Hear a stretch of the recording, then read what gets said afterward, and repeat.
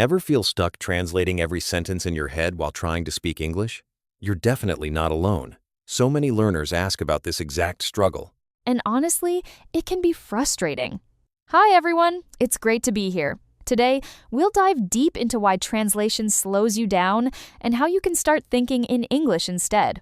We'll break down what thinking in English actually means, share what the latest research says, and walk through step-by-step training methods.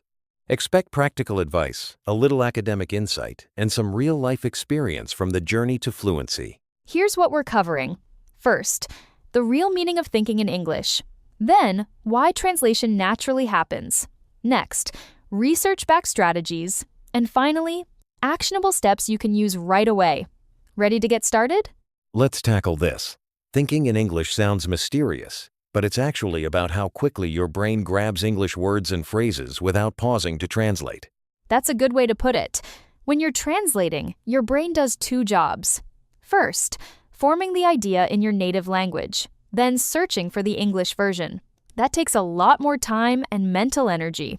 If you can access English directly, speaking feels faster and more natural. It's all about reducing that extra step. And honestly, that's where fluency really begins. Exactly. It's not about knowing more words or perfect grammar, it's about training your brain to find the right phrase automatically. That's the foundation of real fluency. This reminds me of a recent study from 2024. Researchers looked at something called cognitive fluency, which is basically how quickly your brain recognizes and retrieves words in a second language. I read about that. The study compared learners who relied on controlled processing, meaning their brains slowed down to search for words, with those who used automatic processing and accessed words instantly. What stood out was the result. Learners with more automatic access spoke faster and paused less. Not because they were smarter or had bigger vocabularies, but because their brains were better trained. So the key isn't memorizing more lists, it's creating mental shortcuts. The brain can shift from slow, careful searching to quick, automatic retrieval with the right kind of practice. Translation isn't bad, it's actually helpful at first. But if you keep translating every sentence, it becomes mentally exhausting and leads to slow, hesitant speech. I can totally relate. When I started learning French, I translated every single sentence. Conversations felt heavy, and I was always behind. It took so much effort, even though I knew the grammar and vocabulary. That's the thing. Controlled processing burns more mental energy, so your speech may be correct but lacks flow. Fluency comes when your brain doesn't have to check every step. And what finally changed for me was repetition hearing and using the language in real situations. Exposure made those patterns automatic. Suddenly, I wasn't translating anymore. So let's get concrete. One of the best tricks is learning collocations. Those word combinations like heavy rain or make a decision. Your brain loves patterns more than isolated vocabulary. That's so true.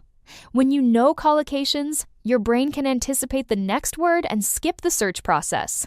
It makes retrieval faster and speech more natural. Another powerful technique is shadowing. Listen and repeat sentences immediately, out loud, without translating. It pushes your brain from slow, controlled processing to automatic responses. Plus, speaking every day, even with mistakes, forces your brain to adapt. And using English stories as input encourages your brain to predict meaning from context, not translation. The goal isn't perfection, it's less effort and more flow. Use English daily, set realistic goals, and give your brain time to adjust. That gradual shift is how thinking in English starts to happen naturally.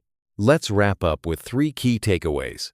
First, thinking in English is really about fast, automatic access to words, not about avoiding translation entirely. Second, research and real-life experience both show that repetition and exposure are the main drivers of this transformation. Patterns, not lists, are your friends. Third, translation is normal when you start, but fluency grows when your brain adapts to using English directly. Slow, steady progress is what counts. Thanks for joining us. If you found this helpful, subscribe and come back for more tips. Until next time, keep practicing and take care.